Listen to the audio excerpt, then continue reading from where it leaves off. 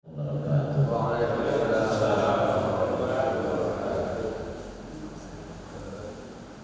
hamdalillah nahmaduhu wa nasta'inuhu wa nastaghfiruh wa na'udzu billahi min shururi anfusina wa sayyiati a'malina man yahdihillahu fala mudilla lahu wa man yudlil fala hadiya lahu asyhadu an la ilaha illallah wa asyhadu anna Muhammadan 'abduhu wa rasuluhu sallallahu alaihi wasallam wa ala alihi wa ashabihi wa man tabi'ahum bi ihsan ila yaumiddin sallama tasliman katsiran amma ba'd.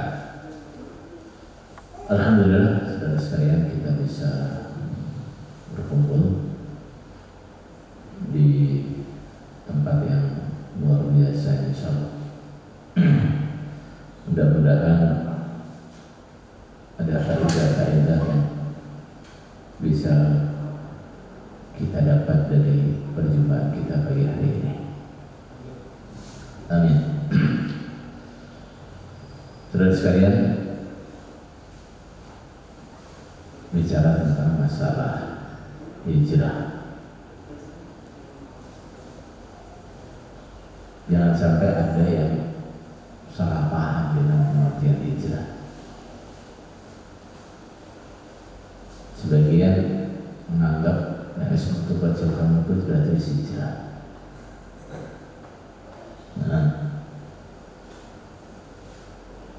jadi tidak semua orang keluar dari rujukan itu saya katakan apa? Hijrah. Kenapa? Karena orang hijrah itu, namanya hijrah itu mana hajar sayyi'at. Orang yang hijrah adalah orang yang meninggalkan kejelekan. Nah, dia tobat dari kejelekan, nah kemudian memperbaiki diri, itu namanya apa? Hijrah. Nah, jadi apakah keluarnya kita dari rujukan itu dikatakan hijrah atau bukan? Tergantung setelah keluar kita ngapain. Nah, kondisi kita setelah keluar seperti apa?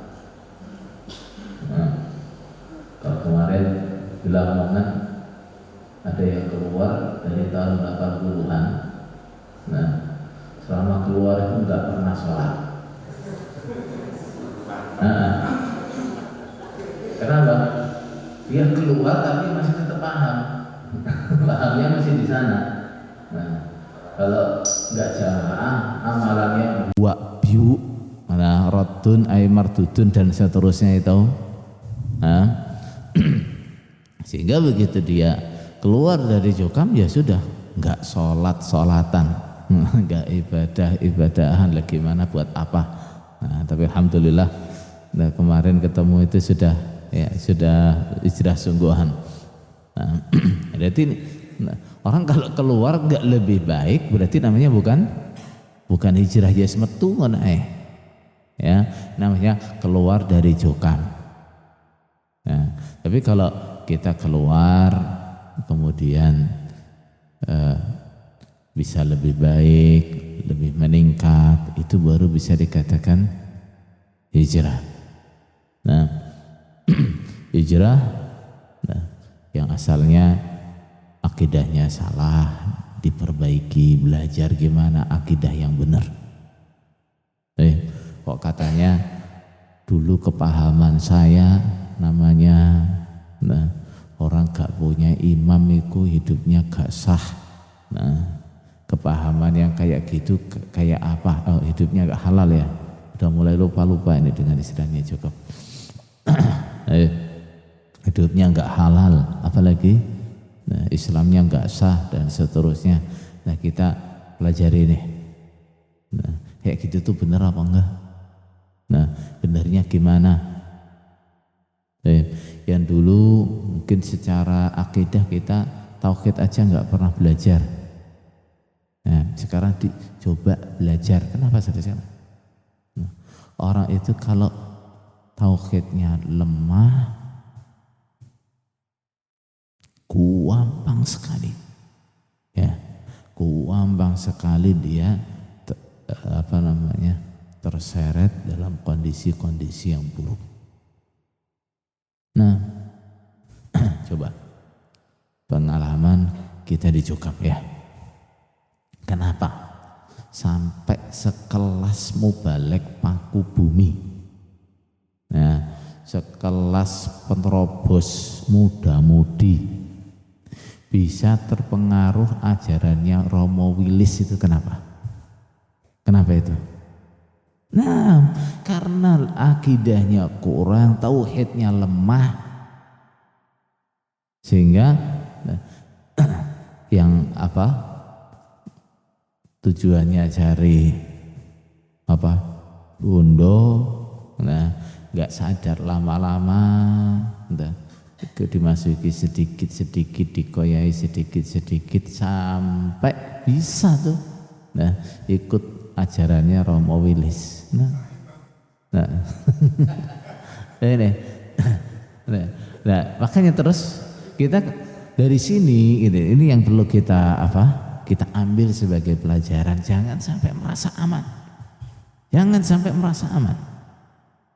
Nah, orang itu selagi akidahnya lemah, tauhidnya lemah, nggak ngerti itu akidah kayak apa, nggak ngerti itu tauhid kayak apa.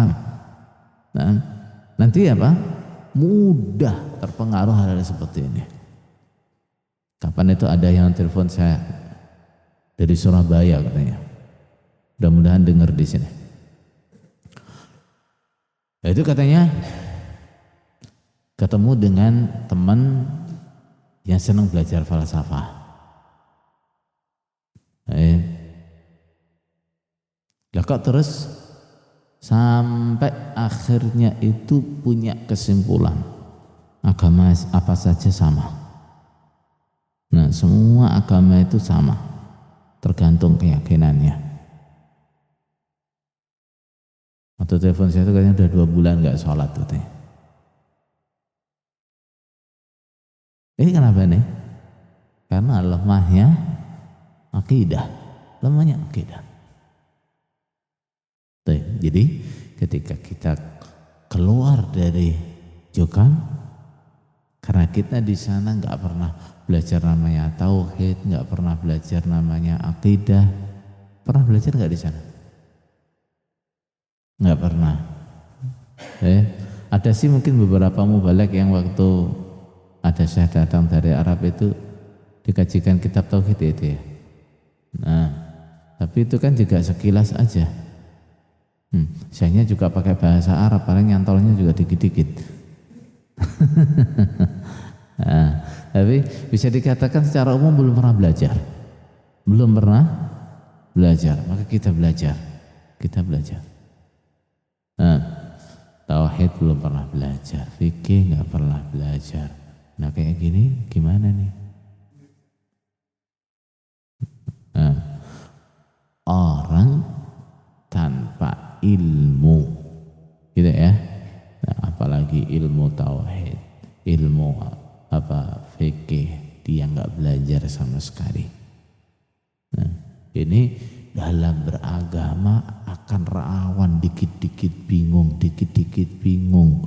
Nah, ada orang di sana ngomong, omongannya kok kayaknya ya nah benar ikuti. Sana lagi ngomong kayaknya benar ikuti.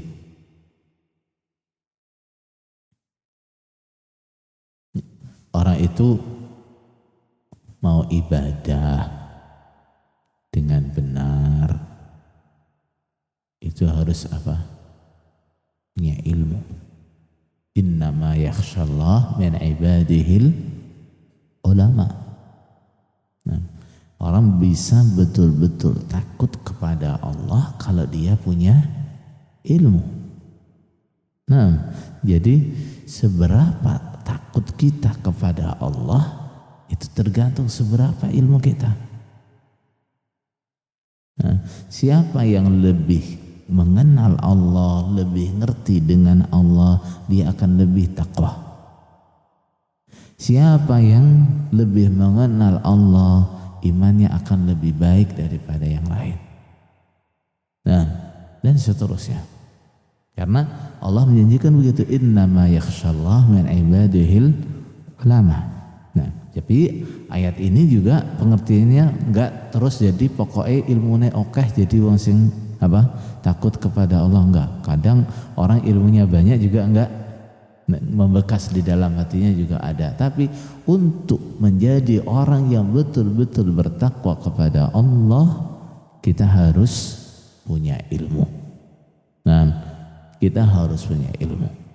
Tingkat ketakwaan kita, tingkat keimanan kita itu bergantung pada ilmu kita. Nah, bergantung pada ilmu kita. Baik.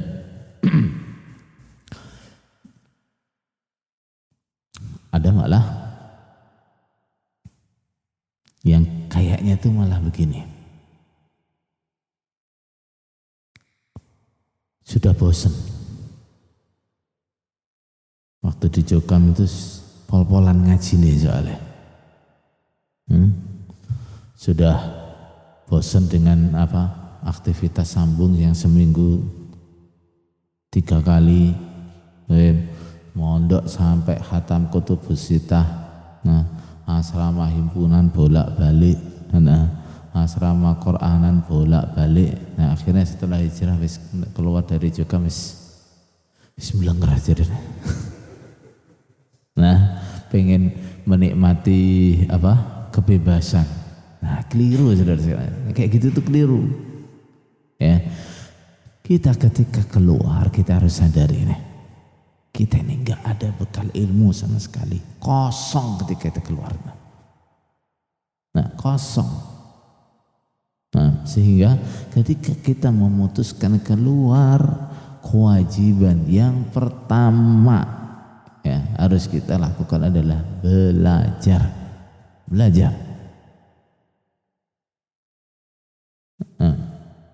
Kosong gitu, kosong. Orang yang keluar dari Jokam karena kondisinya kosong nih, biasanya nanti tergantung dia dekat sama siapa. Begitu dia dekat dengan orang yang nggak benar, nah orang yang akidahnya nggak benar, guru yang akidahnya nggak benar, dia akan ikut. Nah, kalau dia mudah-mudahan ketemu dengan guru yang benar, insya Allah dia juga akan ikut akidahnya benar. Nah, makanya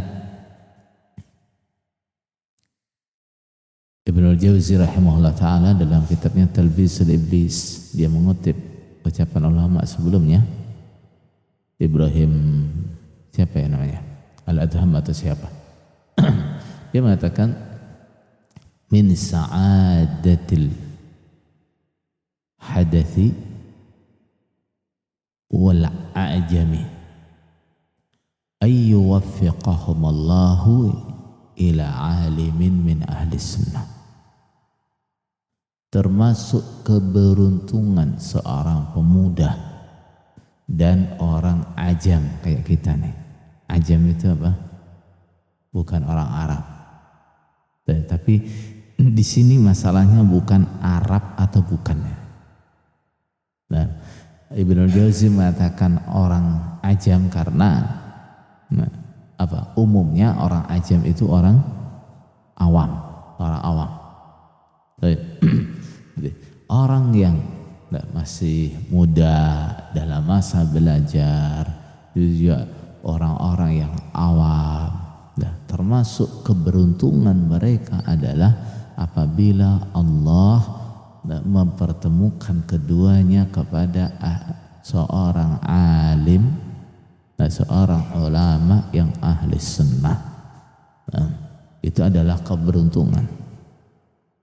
Nah, karena ibarat wadah yang kosong, kita ini tergantung siapa nanti yang ngisi. Ini, kalau yang ngisi diisi dengan ajaran yang benar, ya nanti isinya benar. Nah, tapi kalau yang ngisi pertama itu enggak benar, ini akan repot nih. Ada yang jadi anggotane ISIS, ada yang jadi anggotane JAD, apa mana tadi yang sampai enggak sholat-sholatan. Ini karena apa? Dia ketemu dengan orang yang salah. Nah, justru cara pikir kita itu gini, saudara. Dulu di sana saja kita semangat ngaji nih, ya sambung 3 kali seminggu aja bisa semangat. Padahal di sana dengerin apa?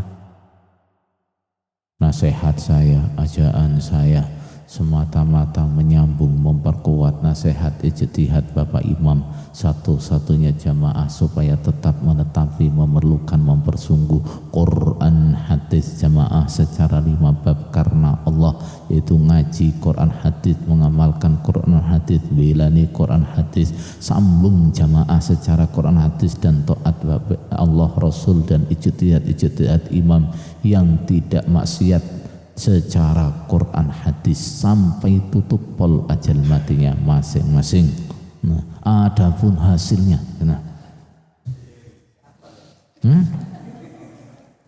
lagi gak di murajaah aja bang hafal ya.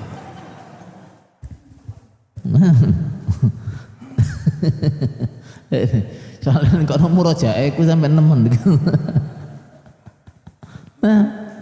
Nah, kalau di sana kita tiap hari dengerin itu terus saja semangat. Nah, sekarang sudah ngerti nih ilmu yang benar itu seperti apa. Maksud jadi hilang semangatnya, jadi kurang semangatnya. Gitu ya. Nah, jadi al-muhajir man hajaras sayyi'at. Nah, orang yang hijrah adalah orang yang meninggalkan kejelekan. Itu namanya orang yang hijrah. Nah, jadi dia tinggalkan yang jelek, nah dia raih yang baik, itu namanya hijrah. Tapi kalau dia tinggalkan yang jelek, lari kepada yang lebih jelek, namanya apa itu? Hijrah atau bukan? Bukan, ya. Dia tinggalkan yang jelek, dia pindah ke tempat yang sama jeleknya, hijrah atau bukan? Bukan. Gitu ya. Ninggalkan pengajian yang enggak benar, solusi ini gak tahu ngaji. Gimana? Nah, bukan hijrah itu namanya. Nah, ninggalkan akidah yang enggak benar, nah, terus gantinya netapi akidah yang lain yang sama enggak benernya. Itu namanya bukan hijrah. Nah, jadi makanya dari sini saudara sekalian, coba kita tengok lagi nih. Nah, benar kita ini hijrah atau keluar dari Jokam? Nah, coba kita ini hijrah atau keluar dari Jokam?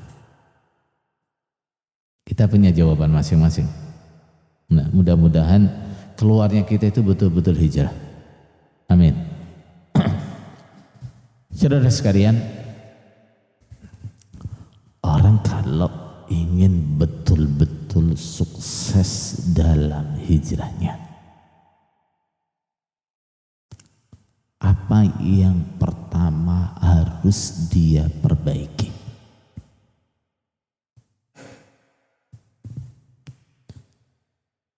Ketika orang ingin sukses hijrahnya, maka yang pertama kali harus dia perbaiki atau dia benarkan, dia luruskan adalah niatnya. Nah, adalah apa? Niatnya. Kenapa kamu keluar? Nah, kenapa? Ini nanti yang akan mempengaruhi ya, apa yang kita lakukan setelahnya. Kenapa keluar? Aku bosen karo tari aneh. Nah, kalau tujuannya keluar, motivasinya keluar kayak gitu, coba nanti kalau sudah keluar gimana? Nah, diajak infak wis gak gelem. Kenapa? Aku sebelanger karo tarian ning kono. Ning kene sik sampean tarik iman aja. Nah, kalau keluar karena apa? Nah, karena belenger karo sambunge, misalnya tadi, belenger dengan sambungnya. Nah, nanti begitu keluar gimana? Nah, begitu keluar akhirnya wis gak ngaji-ngajian, wis waleh aku kayak gitu. Nah, pengen istirahat tuh. Nah, tapi kalau orang keluar tujuannya saya ingin lebih baik, nah, saya ingin ibadah yang benar. Nah, kalau dia keluar karena ingin beragama yang benar, ibadah yang benar, begitu keluar dia sadar butuh apa? Butuh ilmu. Nah, kalau dia keluar karena pengen ibadah yang benar, beragama yang benar, begitu keluar dia jadi pelit apa enggak? Hah? Enggak, maka jare jokamku JR kae wonge pelit-pelit gak gelem infak jare. Oh iya. Gitu. Jadi ini saudara sekalian. Apa tujuan kita hijrah? Maka apapun latar belakang hijrahnya atau latar belakang keluarnya, sekarang kita luruskan kembali niat kita. Memang yang keluar itu keluarnya macam-macam ya. Nah, ada yang memang keluar dengan sukarela, ada yang keluar karena konangan, dan macam-macam, gitu. Macam-macam. Tapi nggak masalah. Nah, Allah memberikan hidayah itu jalannya masing-masing. Ada yang keluar tuh nggak dong, ada apa ini? Nah, ada. Nah, di tempat saya di Lampung itu ada mubalek daerah senior, ya, guru pondok. Itu dikeluarkan tuh nggak ngerti ada apa, gitu, nggak ngerti. Nah, dia itu dikeluarkan dianggap terpengaruh karena teman dekat saya gitu aja. Nah, terus, akhirnya sampai divonis murtad, nggak ngerti. Nah, sampai nggak boleh sambung, dilarang sambung tuh dia nekat sambung. Nah, di tempat sambung di goa jelok itu dia ke apa surga kuning kene gitu. Dan tapi alhamdulillah setelah kejadian itu kan ya dia banyak cari informasi, banyak belajar gitu ya. Nah, pas suatu saat dia ke rumah saya ngaji bareng-bareng gitu. Nah, tiba-tiba kok nunduk sambil cekikian nepuk ikat jidana batuke. baru enggak. Jadi memang latar belakangnya macam-macam ya, latar belakangnya macam-macam. Nah, yang penting setelah keluar tujuannya disamakan ya, sebab keluarnya boleh beda-beda. Nah, tapi setelah keluar samakan tujuannya. Apa tujuannya? Gawe keimaman anyar? Gawe organisasi anyar? Nah, bukan itu. Tujuannya adalah pengen ibadah yang benar, pengen ibadah yang benar. Ini yang pertama ya, niatnya diperbaiki. Yang kedua tadi ilmu, kita harus belajar. Ya, kita harus belajar ilmu. Ya. Terutama akidahnya. Banyak belajar kitab-kitab akidah. Ya, ikut kajian akidah. Ya, kalau enggak ketemu kajian yang offline kayak gini, ya, banyak kajian-kajian kitab akidah yang oleh ustadz-ustadz itu sudah di-share di YouTube itu banyak, tinggal nyari. Nah, mana ustadz yang paling enak kalau jelasin, saya lebih gampang pahamnya itu ustadz yang mana? Silahkan. Ya, atau mungkin ikut belajar yang continue walaupun sedikit-sedikit seperti programnya Ustadz Abdullah Ray itu. Nah, HSI itu belajarnya paling sehari cuma 5 menit, 10 menit gitu aja setiap hari. Nah, di situ dia kasih rangkuman-rangkuman gitu saja. Nah, itu silakan mana yang sesuai dengan kondisi kita. Yang penting kita harus belajar. Nah, syukur-syukur bahasanya juga begitu. Nah, bisa apa? Nah, berguru langsung itu lebih bagus. Lebih bagus. Nah, juga selain itu ada kitab-kitab yang sangat bagus ya, untuk kita baca, sangat cocok untuk kita baca. Itu sudah diterjemahkan ke bahasa Indonesia, itu juga bisa dibaca kayak gitu ya. Nah, jangan mikir wah ini ki mangkul apa ora, jangan usah begitu lagi. Ya, nah, hilangkan pikiran kayak gitu, apa-apa kudu mangkul, apa-apa kudu mangkul, itu dibuang pemikiran yang kayak gitu. Ya, orang belajar itu caranya banyak, metodenya banyak, gitu ya. Memang yang paling bagus metodenya adalah apa? Kita bertalaki, bermusyafahah langsung dengan guru, itu yang paling bagus. Ya, tapi kalau kita nggak bisa bertalaki langsung, bukan berarti kita nggak bisa belajar. Ya, ada apa video bisa kita lihat, ada apa rekaman bisa kita dengarkan, ada buku bisa kita baca. Nah, itu semua adalah cara mencari ilmu, belajar ilmu. Ya. Jadi jangan lagi wah lah itu kitab-kitab kayak gitu dibaca ya apa ya sah. Nah, seandainya orang baca kitabnya ulama itu enggak sah, ulama enggak nulis kitab. Ini ya, ulama enggak nulis kitab. Nah, adanya ulama-ulama itu nulis kitab. Nah, tujuannya karena apa? Siapa yang menjumpai kitabnya bisa membacanya, mengambil faedah darinya. Gitu nih. Nah, ada enggak coba? Nah, kitabnya ulama-ulama itu yang mungkin di depannya ada pengantar, siapa saja tidak boleh mempelajari kitab ini kalau belum mangkul, gitu, ada enggak? Enggak ada. Nah, enggak ada. Nah, jadi belajar. Nah, selain akidah, masalah kita dalam ibadah di Jukam itu adalah apa? Sebenarnya dalam ibadah di Jukam ini, praktek-praktek sholat dan sebagainya itu sudah lebih banyak benernya ya. Nah, bisa dikatakan mayoritas cara sholatnya sudah benar. Tapi ada masalahnya di sini masalahnya. Masalahnya apa? Setiap sing gak podo karo dhek dianggap salah.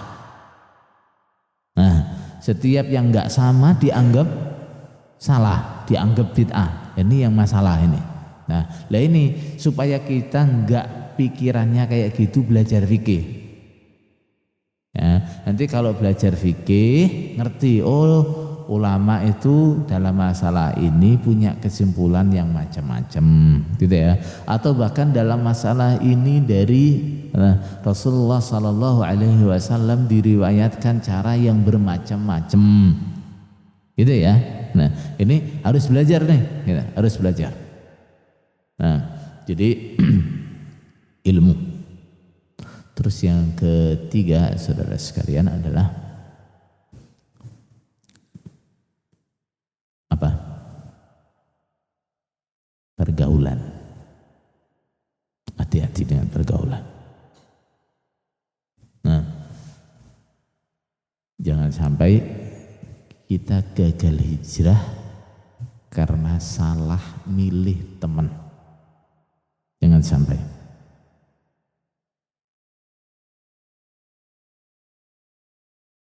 Karena Rasulullah Sallallahu Alaihi Wasallam bersabda, "Mathalul jalisis salihi wal jalisis su'i kamathali sahibil miski wa qiril hajjah." Gambarannya teman duduk yang saleh, yang baik, dan teman duduk yang jelek seperti pemilik minyak wangi dan tungku pandi besi. Nah, gambarannya seperti itu. Artinya apa? Teman yang baik dia akan punya pengaruh baik. Teman yang jelek dia akan punya pengaruh yang jelek. Nah, untuk berbuat baik, rukun, nah dengan sesama muslim kita memang nggak pilih-pilih. Ya, setiap muslim dalam pandangan kita adalah saudara. Ya, al muslim akhul muslim. Nah, semua muslim adalah saudara bagi semua muslim. Nah, bahkan jokam pun kita akui sebagai saudara, ya. Walaupun mereka nganggap kita sebagai apa? Musuh, wis murtad, nggak apa-apa. Yang penting kita nggak menganggap mereka begitu, ya. Jadi selagi orang itu masih Islam, kita anggap dia, kita akui dia sebagai saudara. Hak dia sebagai saudara kita tetepi. Kita ketemu ya salam, mereka sakit ya kita jenguk. Nah, tapi untuk menjadikan seseorang sebagai teman dekat, ini yang kita harus hati-hati. Layak enggak orang ini jadi teman dekat saya? Ini yang harus selektif kita. Jadi kepada semuanya kita berbuat baik, tapi untuk menjadikan dia sebagai teman dekat, ini kita yang harus selektif. Tidak semua orang kita jadikan sebagai teman dekat. Teman dekat kita itu seharusnya seperti apa? Teman yang baik itu adalah idza ru'u dzukirallah. Kalau dia dilihat, Allah diingat. Ini teman yang baik. Nah, kalau kita melihat dia, kita bisa ingat Allah. Teman yang baik itu adalah teman yang bisa menjadikan kita termotivasi dalam ibadah. Yang asalnya males ngaji terus jadi rajin ngaji, ini teman baik nih. Nah, yang asalnya ibadahnya enggak tertib, jadi tertib ibadahnya. Ini teman yang baik nih. Teman yang baik itu bukan teman yang punya hobi sama dengan kita. Karena hobinya goes, terus cari temennya pokoknya sing sama-sama hobi goes. Hobinya off-road, terus cari yang juga hobi off-road. Bukan itu, saudara sekalian. Ya. Teman yang baik bukan seperti itu. Teman kalau kita pilih hanya berdasarkan hobi, hanya berdasarkan kepentingan, teman-teman seperti itu besok di hari kiamat akan berubah menjadi musuh. Al-akhillau yawma idzin ba'dhuhum li ba'dhin adu illal muttaqin. Semua teman-teman dekat yauma idzin pada hari itu. Hari kapan tuh? Hari kiamat. Ba'duhum li ba'din adu. Sebagian mereka menjadi musuhnya yang lain. Illal muttaqin. Kecuali orang-orang yang bertakwa. Kenapa? Ketika seseorang itu adalah orang yang bertakwa, ketika dia memilih teman, ketika dia berteman, dia menjadikan ketakwaan itu sebagai filter untuk memilih temannya. Orang yang bertakwa itu dia punya prinsip apa?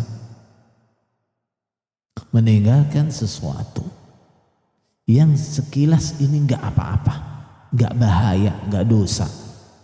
Tapi dia khawatir ini nanti akan berkembang jadi dosa. Dia tinggalkan. La yablughul abdu ayyakuna minal muttaqin hatta yada'a ma la bihi ba'sun hadaran lima bihi ba'sun. Seorang hamba tidak akan sampai pada derajat al-muttaqin, orang yang bertakwa, sampai dia meninggalkan apa yang tidak bahaya, enggak dosa, itu mubah, tapi dia tinggalkan karena apa? Dia khawatir ini nanti akan menyeret dia kepada dosa. Wong goesan itu halal apa mboten, Pak? Halal. Tapi ternyata di sini dia itu goes dengan komunitas atau dengan teman-teman yang di situ senang maksiat, senang hura-hura ya. Nanti di sana di tempat tujuan goesnya nanti mesti ada misalnya musik, ada apalagi joget-joget. Walaupun goesnya ini mubah, tapi kalau saya ikut ini nanti jadi dosa. Tinggalkan. Orang offroadan itu hal mubah apa haram? Mubah. Tapi kalau di lingkungan offroadannya itu nanti kalau sampai di tempatnya atau setelah offroadan nenek tambahan bonusnya jogetan, apalagi terus minuman misalnya, tinggalkan offroadannya. Kenapa? Karena ini bisa menyeret dia kepada dosa. Semuanya begitu. Sehingga konsep orang yang bertakwa dalam berteman adalah apa? Ada manfaatnya enggak saya berteman sama dia? Apa manfaatnya saya berteman sama dia? Manfaat di sini bukan manfaat keduniaan ya, manfaat dalam kita beragama. Makanya ulama mengatakan teman itu ada satu teman fadilah. Teman apa? Teman fadilah, teman yang dipilih atau yang dekat dengan kita atau kita dekat dengan dia. Pertimbangannya adalah fadilah. Fadilah itu apa? Kelebihan, keistimewaan dalam agama. Saya dekat dia karena apa? Saya kalau dekat dia itu banyak dapat nasihat. Saya kalau dekat dia itu dapat banyak faidah. Saya dekat sama dia kenapa? Karena kesolehan dia. Saya dekat sama dia kenapa? Karena akhlak dia yang baik. Ini apa namanya? Sahibul fadilah. Sahibul fadilah. Teman al-fadilah. Teman yang seperti ini nih yang harus kita cari, yang seperti ini. Yang kedua adalah apa? Teman manfaah. Apa? Manfaah. Manfaah itu apa? Kepentingan. Orang berteman karena adanya apa? Kepentingan. Karena dia perlu apa? Membangun relasi bisnis. Karena ini pejabat nih, kalau saya dekat sama dia nanti bisnisnya tambah lancar. Sana itu wong sugih itu, aku kok dekat sama dia minimal saya bisa ngajak dia bisnis bareng dan seterusnya. Ini namanya sahibul manfaah, teman kepentingan. Yang ketiga adalah sahibul ladzah, teman senang-senang. Gimana? Bersenang karena hobinya sama-sama goes, hobinya sama-sama futsal, hobinya sama-sama off-road. Off-road apa off-road? Hobinya sama-sama touring misalnya. Ini namanya sahib apa? Ladzah. Yang manfaat buat kita yang mana nih? Adalah yang pertama. Yang kedua ini enggak ada manfaatnya saudara-saudara. Yang kedua ini selain ini pertemanan yang enggak langgeng ini nanti. Orang yang berteman karena apa? Kepentingan tadi. Misalnya orang dekat dengan kita karena kita lagi jadi apa? Pejabat. Sebelumnya dia enggak dekat sama kita. Orang seperti ini nanti akan meninggalkan kita ketika kita sudah jatuh. Orang yang dekat kita semenjak apa kita jadi orang kaya. Orang kayak gini nanti akan hilang kalau kita misalnya jatuh. Begitu juga orang yang apa? Di situ bertemannya itu berdasarkan ladzah, hanya kesamaan hobi, kesenangan, apalagi kesenangan yang maksiat, nanti nggak lama.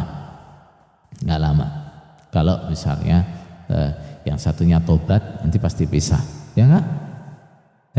Atau kita sudah bosan dengan kesenangan itu ya ditinggal. Dia sudah bosan dengan goesnya, ya udah nggak mau campur lagi, kayak gitu. Hanya teman apa?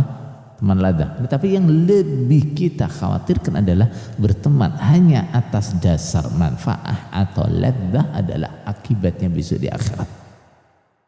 Nah, maka pilih teman yang baik. Nah, pilih teman yang baik. Hati-hati betul kalau mau menjadikan seorang itu sebagai teman dekatnya.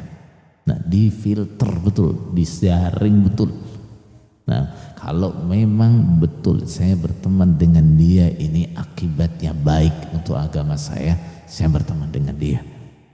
Kalau tidak, dapat teman yang seperti itu lebih baik hidup sendiri. Ya, lebih baik hidup sendiri.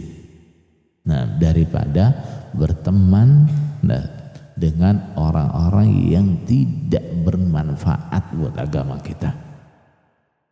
Nah, saudara sekalian, yang berikutnya adalah ketika kita sudah keluar dari Jukam itu biasanya agak bingung ya.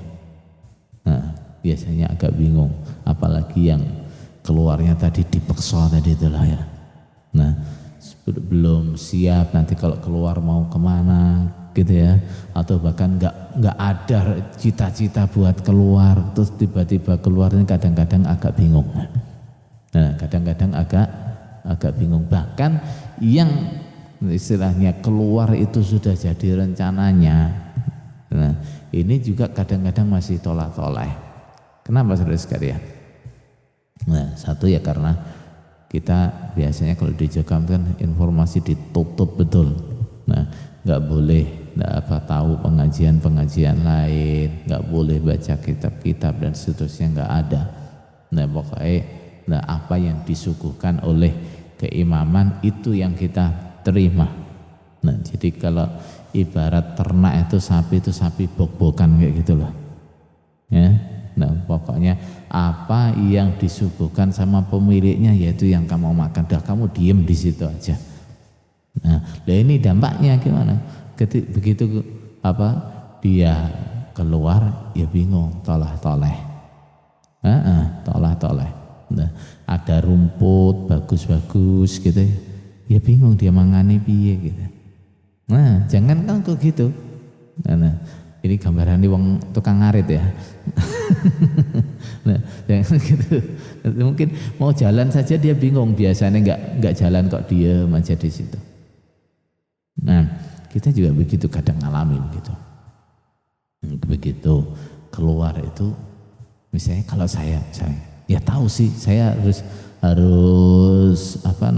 bergaul dengan siapa, gitu, harus ikut yang mana, saya sih tahu.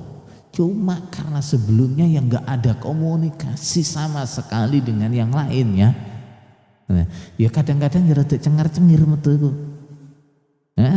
Rada cengar-cengir aku biasanya ya tahu pengen deket sama ustadz sana, tapi karena sebelumnya yang nggak pernah ada komunikasi.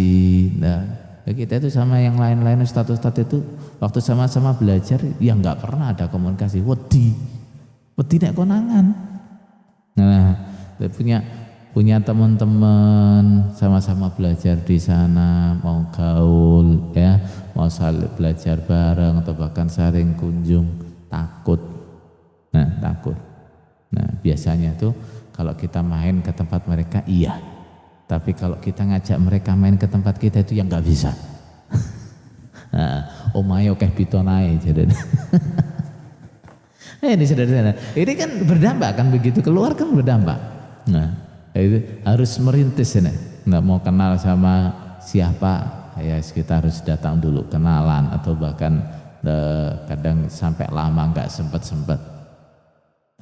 Ini yang ketika mau keluar sebenarnya sudah ngerti mau kemana.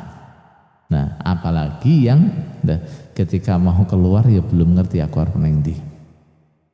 Nah, yang seperti ini saudara sekalian, kita butuh apa? Butuh segera bergaul ya. Nah, tapi kembali lagi ya, bergaul dengan orang-orang yang tepat. Gitu ya. Berkumpul dengan orang-orang yang tepat, yang akidahnya sama gitu ya, yang apa namanya kajiannya betul-betul sesuai Al-Quran dan Sunnah, itu yang kita cari. Nah, tapi kalau untuk prinsip bermasyarakat, bertetangga ya seperti tadi semuanya, nah semuanya kita baik dengan mereka. Ya, terutama kalau masalah kajian, nah ini yang hati-hati, ya hati-hati. Tapi kalau masalah ibadah, ya mau sholat di mana silahkan, ya bergaul dengan masyarakat, ya bergaul yang baik. Tapi kalau untuk ilmu harus selektif. Untuk ilmu harus selektif. Nah, terus juga saudara sekalian, jangan sampai nih ya, sudah di sana eksklusif, begitu keluar eksklusif lagi. Gimana? Nah, di sana kalau enggak di tempatnya Jokam enggak. Nah, begitu keluar kalau enggak sama mantan enggak. Hah? Jangan begitu ya. Jadi nanti jangan sampai terus begitu keluar pokoknya ngajinya karo mantan-mantan Jokam terus karo JRK tok. Sopo ya nggih jeneng JRK ya kreatif bener. Nah, jadi jangan begitu. Ya mungkin sementara kita belum ngerti ya sama teman-teman ini ya nggak apa-apa. Tapi terus bareng-bareng nih cari informasi kajian sunnah di sekitar kita itu di mana, ada ustadznya siapa. Sambil cari informasi bareng-bareng. Nah, jangan terus keenaan kok terus gaya acara sambung nih kene.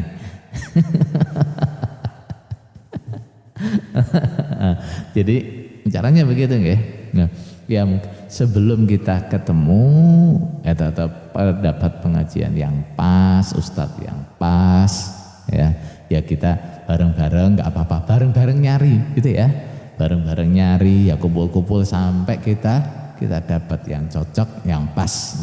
Nah begitu. Tapi jangan terus tujuannya terus menyendiri di sini, ya bikin komunitas baru lagi. Nah jangan sampai, ya. Jazakumullahu khairan. Apa sih ruginya kalau kita hanya fokus ngaji dengan mantan Jokam? Apa ruginya?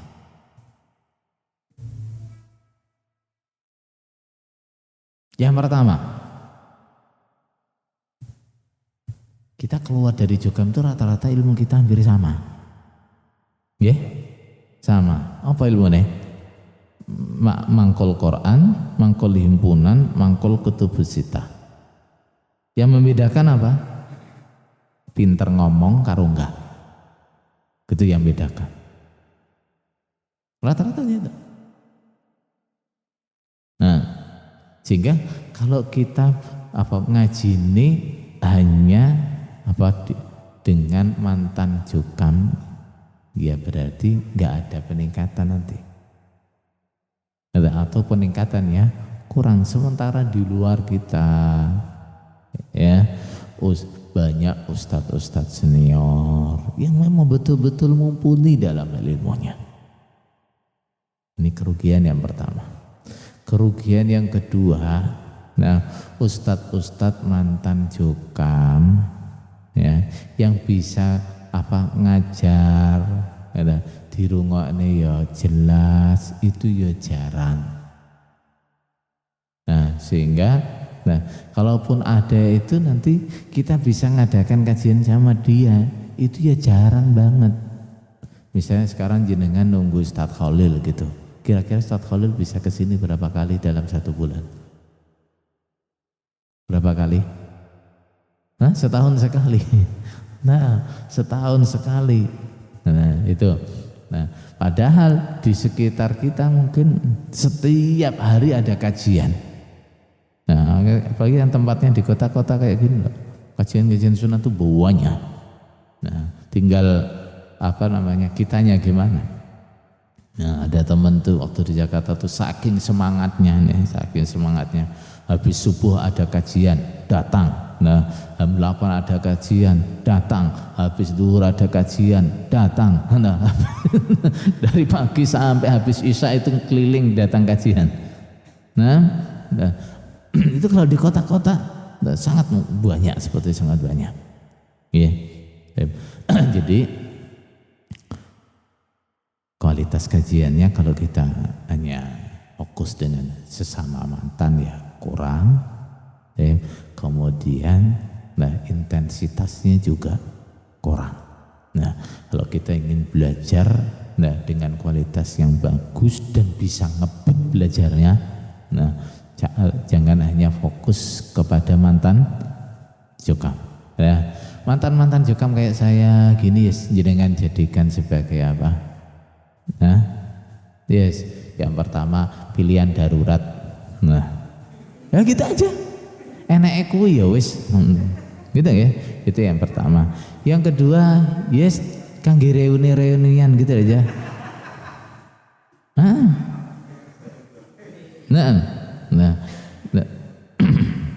Kangge reuni-reunian gitu ya, ngumpul-ngumpul mengenang masa lalu gitu aja. Nah, gitu ya. Selebihnya kita kalau bisa orang belajar itu memang cari guru yang betul-betul mumpuni.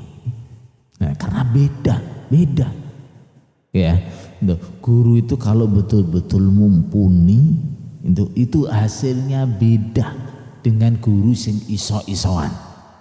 Ya, beda. Hasilnya pasti beda. Nah,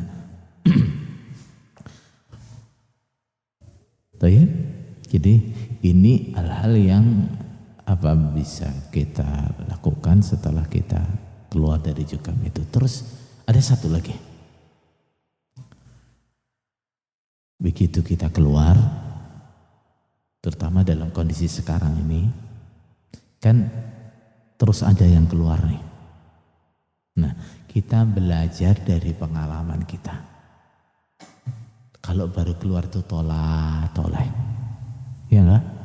Nah, bingung mau ngomong siapa, arep sambung neng di mana gitu kan. Ada kok sing ngeramut aku sopo gitu, mesti pikirannya kayak gitu. Nah,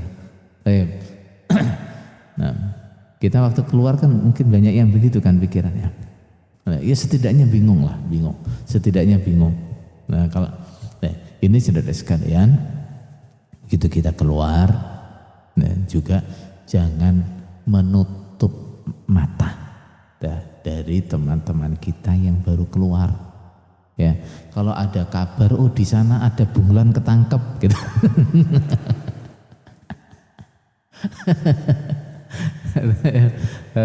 Atau netes dewe gitu ya. Atau lahir dipaksa pakai sesar. Ya, segera segera dideketi, didatangi gitu ya, didatangi, dihibur satu. Kadang-kadang masih shock juga kadang-kadang. Nah, belum siap ketahuan terus ketahuan tuh kadang-kadang juga shock, ya dihibur. Kemudian ya kalau dia kesulitan ya kita bantu, terutama dikasih informasi, kajian di sana loh gitu ya. Nah, jadi ini bagian dari at-ta'awun 'alal birri wa taqwa, juga bagian dari dakwah. Kayak gitu tuh dakwah loh. Ya, jangan dikira kayak gitu tuh bukan dakwah. Dakwah itu bukan kok yang bagian duduk di sini ceramah gitu, bukan. Ya, bukan hanya itu tok. Ya, semua kegiatan atau gerakan yang mengajak orang menuju kebaikan itu namanya dakwah. Nah, dakwah itu ya bisa dengan ceramah, bisa dengan kajian kitab, bisa dengan ngajak bicara face to face misalnya, itu bisa juga dengan cuma sekedar share poster dakwah, share tulisan, share video, ketemu orang kita ajak yuk ikut saya ngaji yuk, itu semua kayak gitu tuh, itu tuh dakwah ya. Jadi kembali lagi teman-teman kita yang mungkin baru keluar, kita harus peduli sama mereka. Ya, kita ajak mereka, sampai mereka bisa nyaman menemukan komunitasnya seperti kita. Nah, kalau sudah itu ya sudah, wis gak usah terus ditarik-tarik. Ayo kapan sambung meneh karo aku, gak usah. Ya.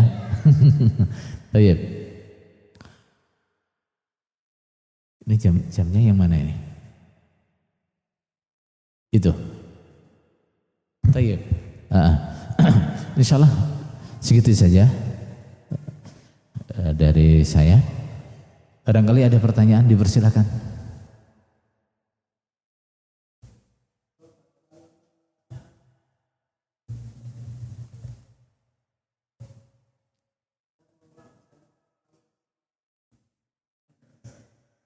Calon manten, ada pertanyaan enggak?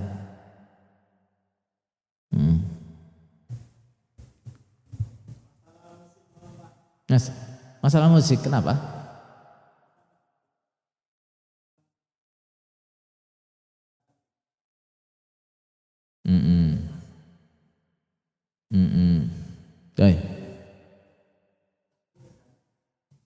Apa sih bedanya syair dan musik? Kalau syair itu nyanyian-nyanyian atau anasyid itu nyanyian-nyanyian. Kalau anasyid itu apa? Syair yang dinyanyikan, itu namanya unsudah. Nah, kalau syair itu adalah bait-bait. Ya, kalimat-kalimat yang dibikin sajaknya sama gitu ya. Itu namanya apa? Syair. Nah, kalau apa? Menyanyikannya namanya apa? Kalau sudah dinyanyikan namanya unsudah. Hukumnya apa nih? Kalau hukumnya syair atau menyanyikan syair itu tergantung apa isinya. Ya, tergantung apa isinya. Nah, kalau isinya mubah berarti mubah. Kalau isinya haram berarti haram. Bahkan ada yang isinya apa itu? Nah, yang isinya baik, nah, menyemangati orang jihad, menyemangati orang cari ilmu, bahkan banyak apa namanya ilmu-ilmu yang oleh ulama dibuat metode apa? Perangkumannya dibuat bait-bait supaya mudah dihafalkan. Nah, bahkan semua disiplin ilmu mungkin ada, ya, yang nahwu sharaf ada, yang apalagi di situ mustalah hadis ada, yang akidah ada, yang sejarah ada, banyak. Nah, untuk apa? Memudahkan kita mengingatnya. Jadi ada yang isinya fadilah, ya, ada yang isinya fadilah, ada yang isinya mubah. Nah, ada yang isinya haram. Yang haram kayak apa? Nah, lagu-lagu atau bait-bait asmara, ya, nah, yang bercerita tentang syahwat, tentang perempuan, tentang judi, tentang arak, atau semua isinya kemungkaran, itu haram. Itu haram. Jadi kalau syair atau nyanyian itu tergantung isinya, dan secara asal hukumnya mubah. Jadi haram itu karena hal-hal lain. Misalnya apa? Nah, menjadikan nyanyi itu pekerjaannya buat cari ma'isyah, jadi penyanyi, itu haramnya di situ. Ada lagi yang menjadikan nyanyi itu sebagai apa? Terlalu sering nyanyi, itu juga nggak boleh yang seperti itu. Hari-hari senengannya nyanyi. Nah, itu haramnya karena ini. Ini hukum apa? Nyanyian. Ada nyanyian atau syair kayak gini hukumnya. Kalau musik itu apa? Nah, suara-suara yang dihasilkan oleh alat-alat musik itu namanya apa? Musiknya. Kalau musiknya hukumnya apa? Haram. Secara hukum asal apa? Haram. Nah, Rasulullah sallallahu alaihi wasallam bersabda, la yakunanna min ummati aqwamun yastahilluna al-hira wal harira wal ma'azif. Dari kalangan umatku akan ada beberapa kaum, beberapa kelompok orang yang menganggap halal. Ini berarti hukum sebenarnya apa ini? Haram, tapi mereka anggap halal. Nah, apa yang dianggap halal? Satu, al-hira, zina. Zina dianggap halal. Gitu. Yang kedua apa? Al-harir, sutra buat laki-laki. Nah, yang ketiga adalah al-ma'azif. Apa al-ma'azif? Musik-musik. Nah, al-ma'azif itu alat musik. Kalau kita bicara alat musik bagaimana? Alat musik itu yang diambil apa? Kalau misalnya ada kita yang beli gitar, buat apa itu? Buat godok banyu? Enggak kan? Buat dimainkan, didengarkan apa? Suaranya. Yang beli seruling juga sama, yang beli piano juga sama. Nah, jadi akan ada orang-orang yang menganggap ini halal, berarti itu haram, gitu ya. Nah, berarti kalau tadi orang nyanyi, nah lagunya mubah, lagunya fadilah bahkan misalnya, terus diiringi musik, haram apa enggak? Haram karena apa? Nah karena musiknya. Orang senam halal apa enggak? Halal, bahkan baik ya, supaya kita sehat, semangat ibadahnya.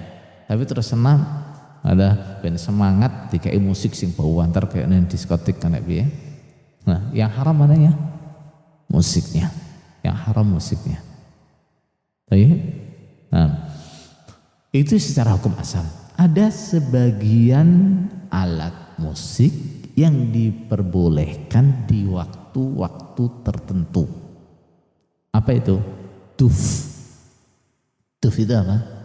Rebana itu. Kalau namanya kita. Nah, yang ditabuh. Apa itu namanya? Yang kayak bulet, nah kayak kendang kecil itu lah ya. Nah, apa namanya? Terbangan. Terbangan itu. Itu diperbolehkan di waktu-waktu tertentu. Nah, di hari raya, nah saat pernikahan, sebagian ulama ada membolehkannya saat apa? Mau berhadapan dengan musuh, saat perang buat apa? Buat apa? Bikin semangat. Itu dibolehkan saat itu. Nah, selain itu gak boleh. Nah, dan di sini ketika mengambil rukhsahnya jangan kebablasan. Ini kan acara nikahan ini, acara apa? Lebaran ini kan boleh musikan, bukan itu ya. Alat musik tertentu yang dibolehkan di situ. Enggak semuanya terus begitu oleh terus apa namanya? Nikahan musiknya apa? Organ tunggal. Apa lagi? Nah gitu, saya nggak begitu ngerti soalnya. Iya. Atau ini kan lebaran ini terus bebas, nah ya enggak begitu, gitu ya. Jadi itu haram. Nah dikatakan oleh Ibnu Qayyim, musik itu khamrun nufus, araknya hati. Maksudnya gimana? Orang yang seneng musik, nah pengaruhnya seperti arak dalam hatinya, bikin mabuk. Nah orang-orang yang seneng musik, terbiasa dengan musik, dia merasa apa? Gak bisa semangat kalau gak diiringi musik. Iya gak? Nah kerja itu bisa lebih semangat, lebih concern kalau ada musiknya. Apalagi senam, wah ini kalau gak ada musiknya kayak gimana gitu. Nah kalau ada musiknya bisa jadi semangat. Nah ini karena apa ini? Pengaruhnya seperti khamr itu tadi. Pengaruhnya seperti khamr. Taib. Jadi kalau alasan senam pakai musik boleh apa enggak? Nah senam buat latihan asat boleh enggak? Apa namanya? Musik pakai latihan asat boleh enggak? Enggak boleh. Haram. Taib.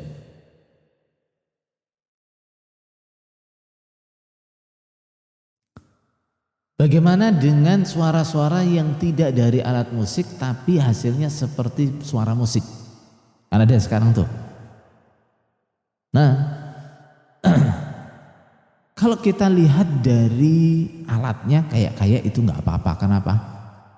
Nah, itu hanya suara mulut yang dibikin sampai mirip musik. Tapi kalau kita lihat hasilnya gimana? Hasilnya sama dengan musik. Nah, maka sebagian masyayikh mengatakan kalau hasilnya sama, hukumnya sama. Ya, kalau hasilnya sama, hukumnya sama. Baik. Kalau yang ini walaupun saya tidak bisa katakan jelas itu haram, kalau saya lebih memilih tidak. Karena apa? Setidaknya itu nanti akan membuat rancu orang awam. Katanya nggak boleh, ini kok boleh, gitu ya. Jadi yang kalau saya sendiri lebih condong bahwa kalau hasilnya sama maka hukumnya sama, hukumnya sama. Oh iya.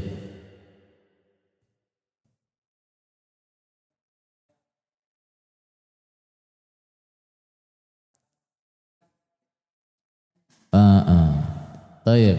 Kalau nyanyinya nggak masalah, ya tadi ya. Kalau nyanyiannya tidak apa-apa. Ya, anak-anak nyanyi bintangku apa?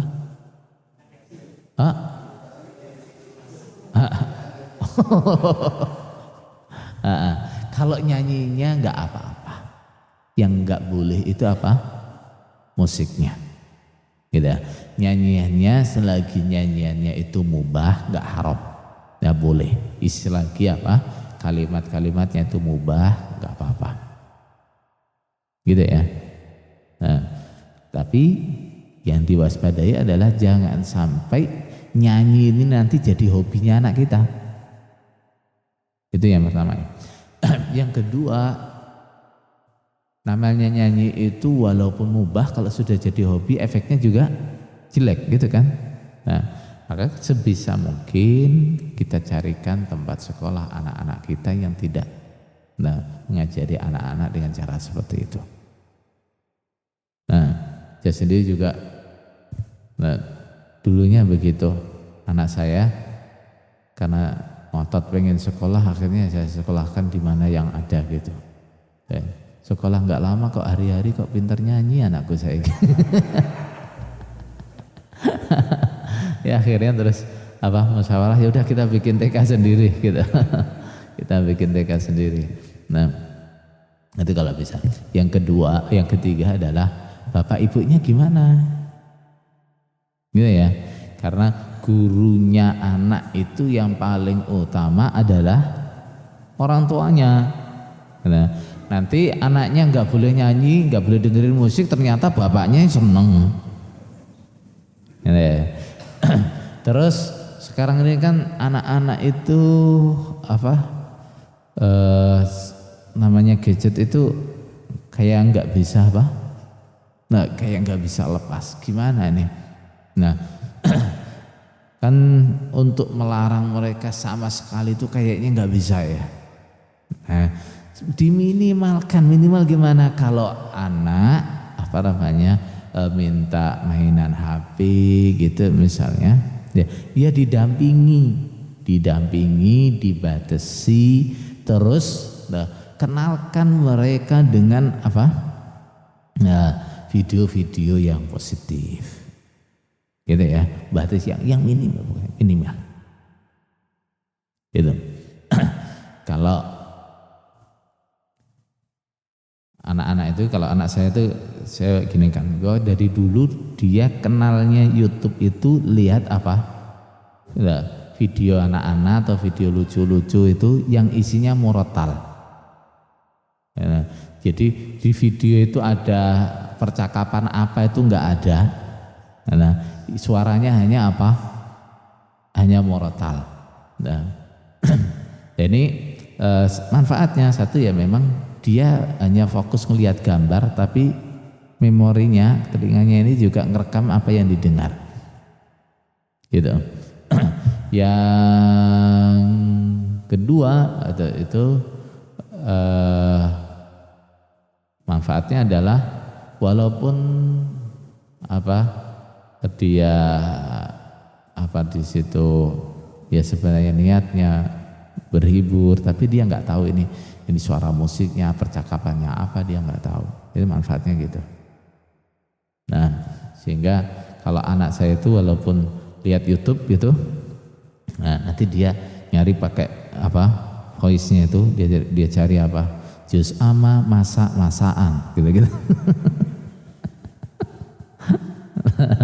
Nah, jadi jangan sampai dikenal, dan harus ditunggui. Kalau nggak ditunggui nanti nyasar ketemu apa?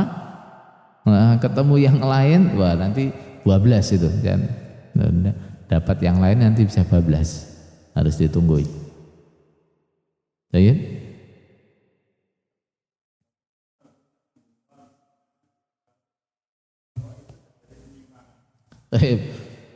Iya hukumnya bunglon.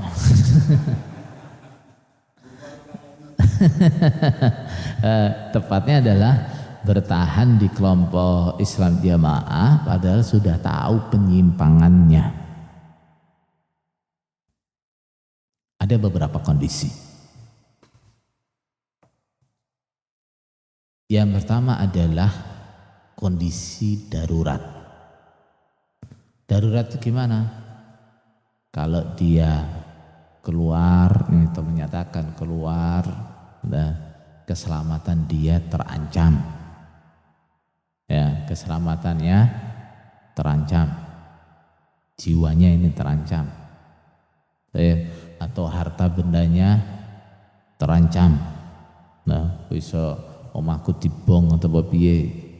Nah, tapi gini ya, namanya darurat itu tidak semua yang kita nggak suka bisa kita anggap darurat. Tidak semua yang kita takut itu kita anggap darurat. Ya, darurat itu sesuatu dikatakan darurat apabila kerusakannya besar. Ya, menimbulkan kerugian yang besar, yang itu namanya apa? Darurat. Nah, sehingga kalau cuma apa namanya? Takut dikucilkan gitu darurat apa bukan tuh? Bukan. Ya. Takut apa lagi? Hah? Dijelekan istrinya, termasuk darurat apa bukan itu? Bukan termasuk darurat.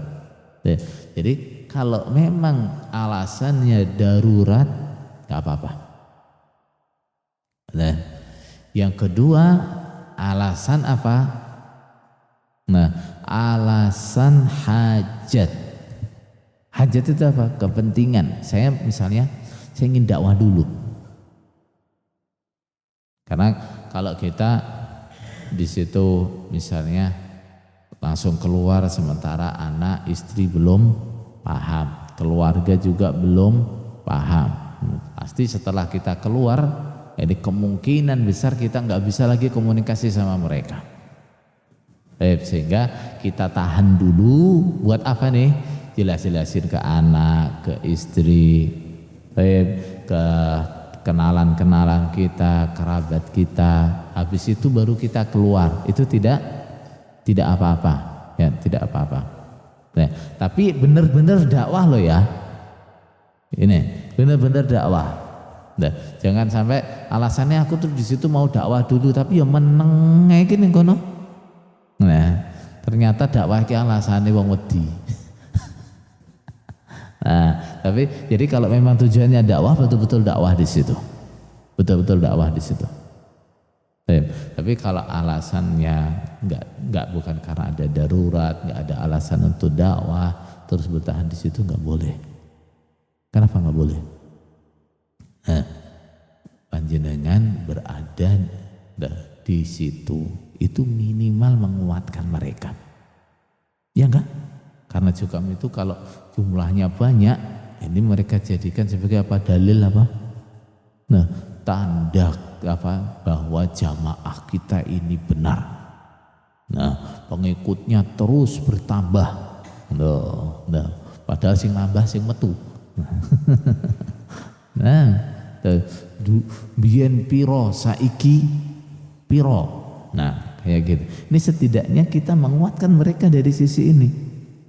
Ya, terus lagi, bisa enggak kita itu bertahan di Jokam tanpa setor persenan, tanpa ikut sambung, bisa enggak? Gak bisa. Ya, jenengan mau bertahan di situ kok gak mau persenan, ya sedang di sidang.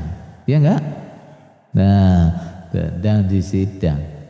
Jenengan mau bertahan di situ tapi enggak mau sambung. Bisa enggak? Gak bisa, gak bisa. Nah, artinya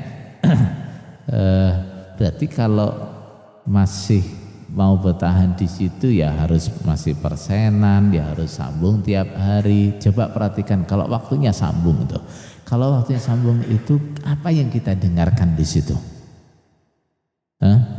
Doktrin-doktrin yang enggak benar.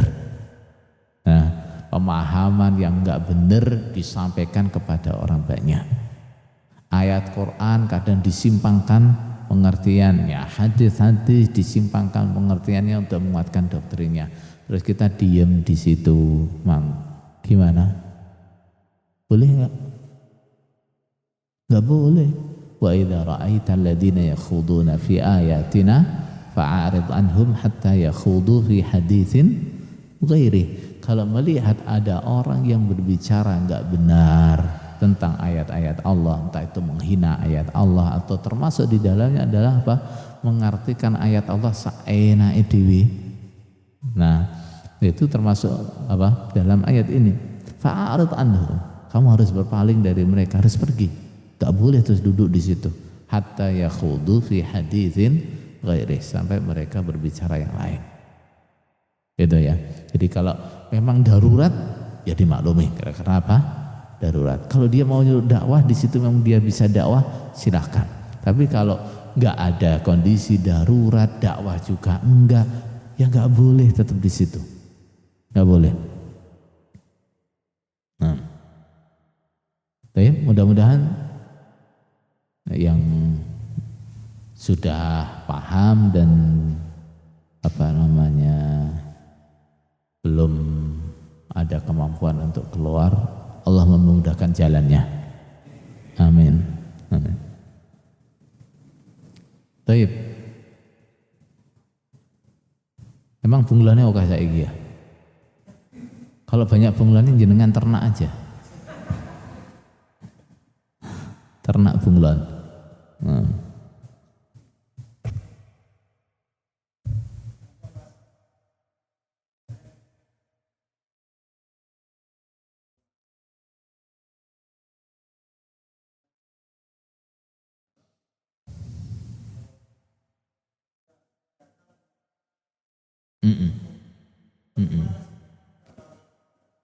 Ditampai.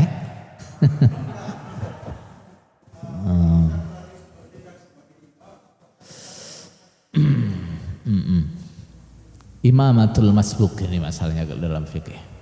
Nah, keimamannya orang yang tertinggal. Gimana? Saya sholat zuhur misalnya ketinggalan 2 rakaat.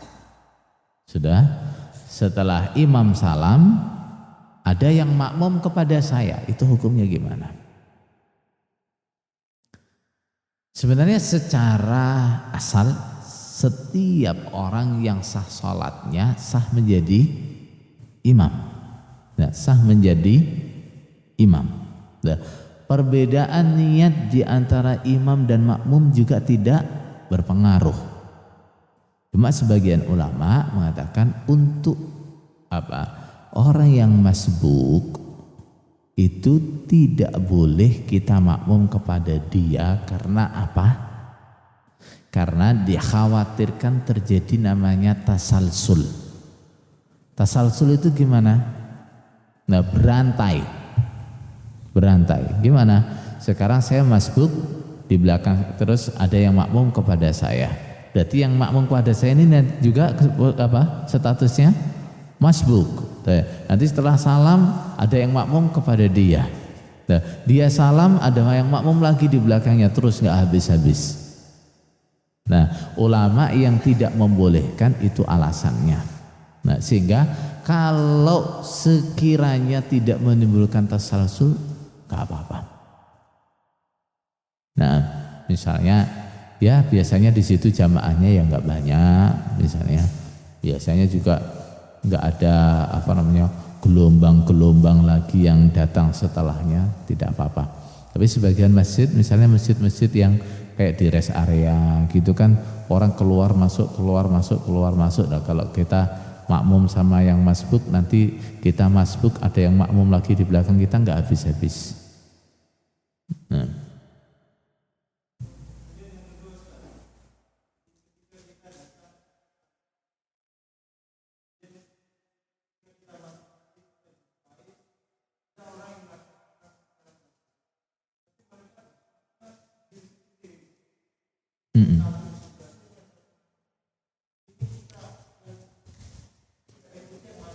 Makmum kepada salah satunya. Ya, kalau kita masuk masjid kok di situ orang pada sholat sendiri-sendiri. Ya, ini yang seperti ini sebenarnya nggak boleh. Ini namanya furqah. Ya, namanya apa? Furqah.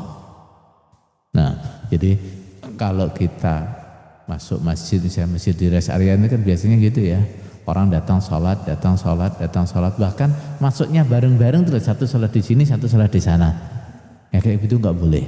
Nah, terus gimana? Kalau kita mengalami kondisi seperti itu, diajaklah, ayo sholat bareng-bareng yuk. Gitu.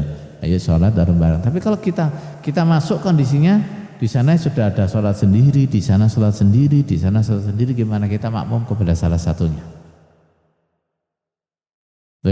Tapi saya nggak tahu dia itu sholat apa. Niat kita dengan niatnya imam tidak harus sama.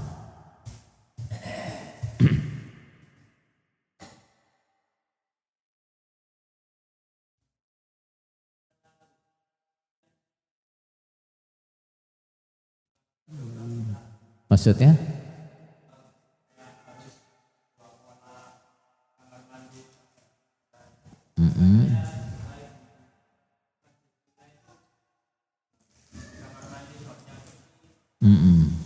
Oh ya.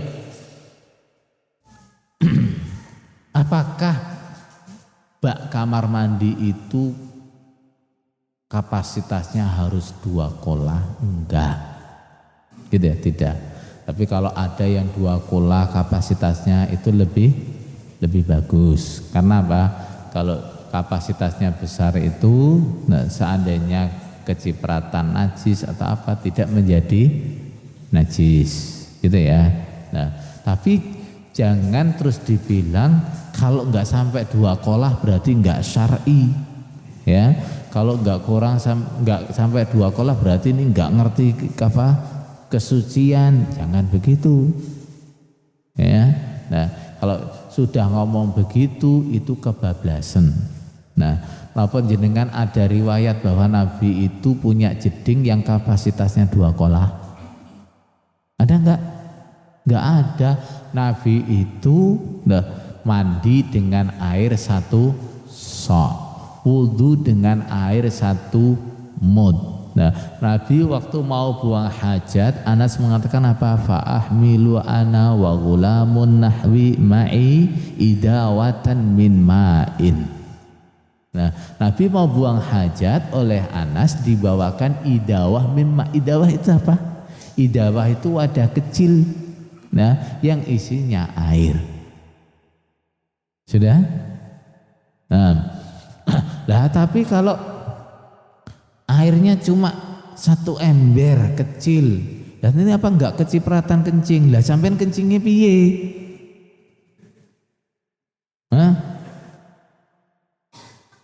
Nenek sampean kencingnya ngewadek ngotor di dekat ember, ya bener.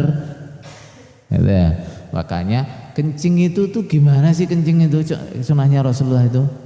Rasulullah itu dikatakan Aisyah kalau kencing itu kayak perempuan duduk jongkok, gitu ya. Nah, kencingnya Rasulullah begitu. Nah, kalau jenengan kencingnya terus sambil berdiri dor gitu, ya bener. Nanti apa? Air di ember kecipratan kencing. Nah, tapi kalau jenengan kencingnya itu ya duduk terus cari posisi yang aman, terus kencingnya diarahkan di tempat yang tidak banyak nyipratnya, ya. Ya, walaupun jenengan pakai ember kecil atau bahkan masuk kamar mandi cuma bawa air 1 gayung, ya enggak masalah. Nah, ya enggak.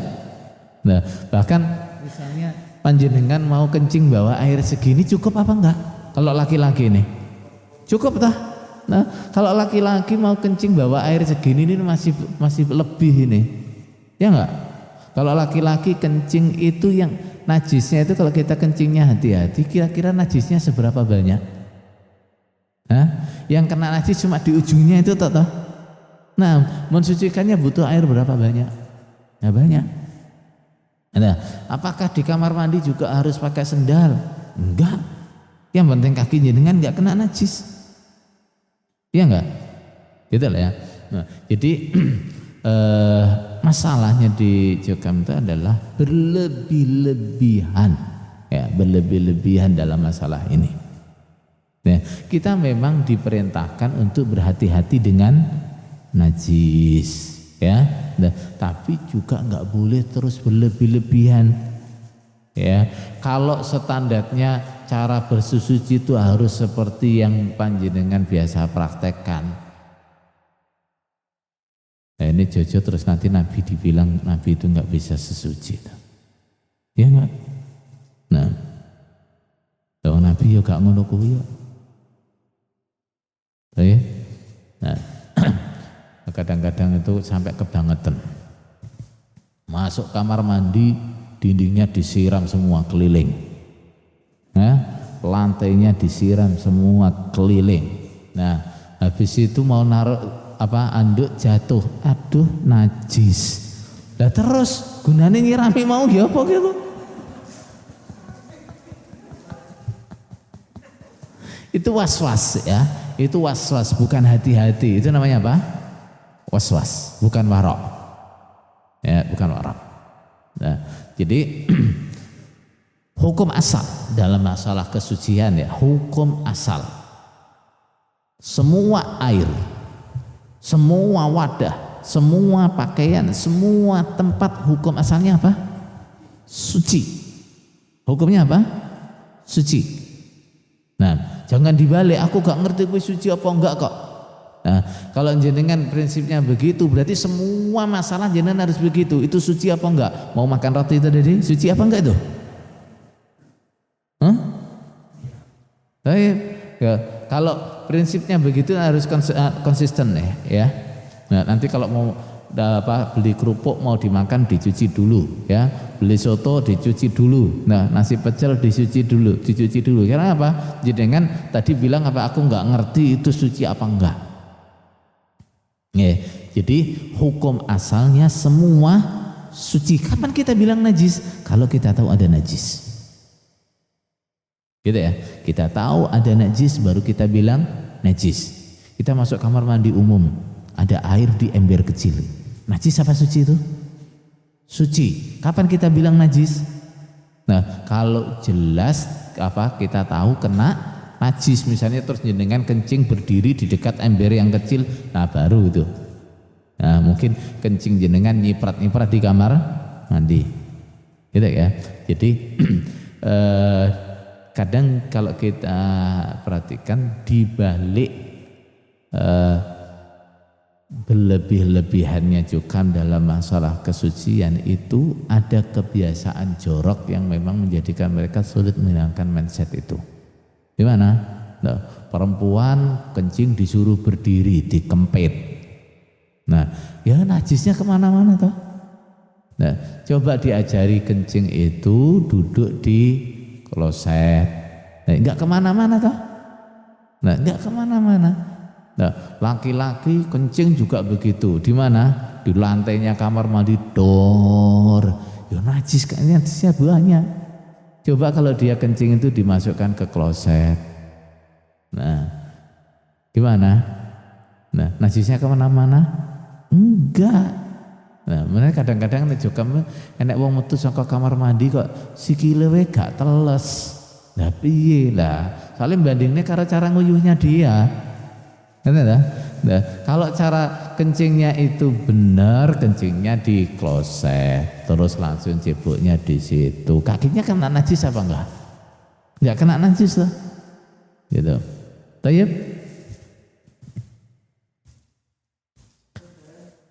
Sudah 6:30, yang mau pamit silakan, barangkali ada yang mau kerja. Enggak. Ya, waalaikumsalam.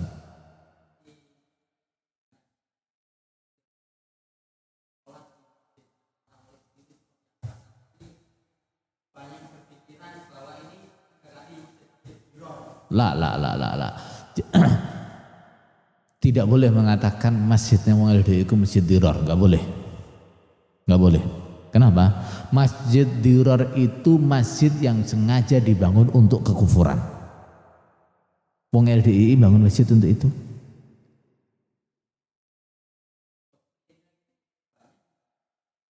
Nah, iya, tapi apakah mereka membangun masjid untuk itu?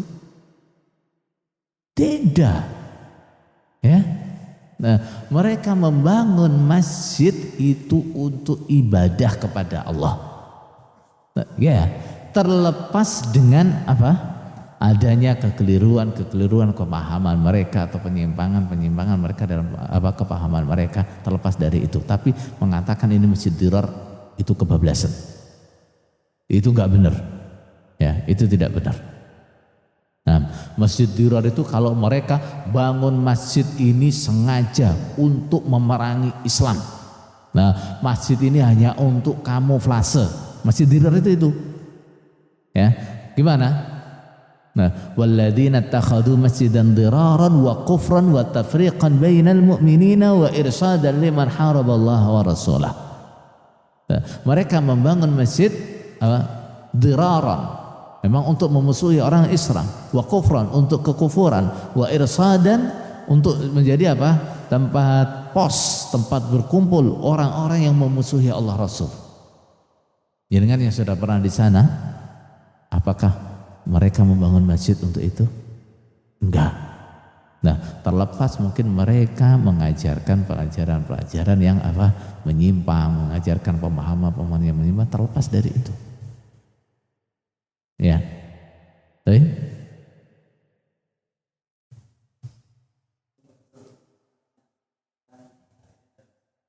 Nggih.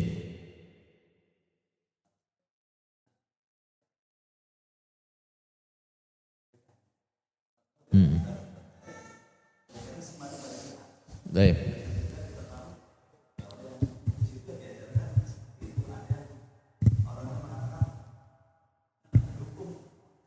Nah, kalau untuk membantu yang sifatnya ini dimanfaatkan untuk apa kegiatan-kegiatan mereka, kalau saya jangan. Kalau mau bantu yang sifatnya pribadi. Nah, karena apa? Kita tahu Kak, nah, masjid itu mereka gunakan untuk apa? Yang paling banyak di sana masjid itu buat apa? Buat sambung apa buat sholat? Buat sambung. Nah, disambungnya kayak apa? Gitu ya. Nah, beda masjid-masjid lain kan aktivitasnya lebih banyak buat apa? Buat sholat. Buat sholat. Nah, ini enggak ya. Kadang-kadang masjid itu 5 waktu yang enggak dipakai sholat, dipakai acara sambung. Tok sambung pun dibikin apa? Nah, settingannya supaya sudah selesai sebelum waktunya sholat. Gitu ya. Nah, jadi kalau yang sifatnya untuk apa fasilitas kegiatan-kegiatannya jangan. Takutnya kita dapat. Nah, tapi kalau untuk pribadinya ada jamaahnya yang ekonominya sulit, kita bantu. Kita ada zakat, nah kita kasihkan kepada mereka, kasih nggak apa-apa. Nah, kasih. Nah, ada jamaahnya sana kesulitan, bantu nggak apa-apa. Nah, tapi kalau untuk yang sifatnya apa?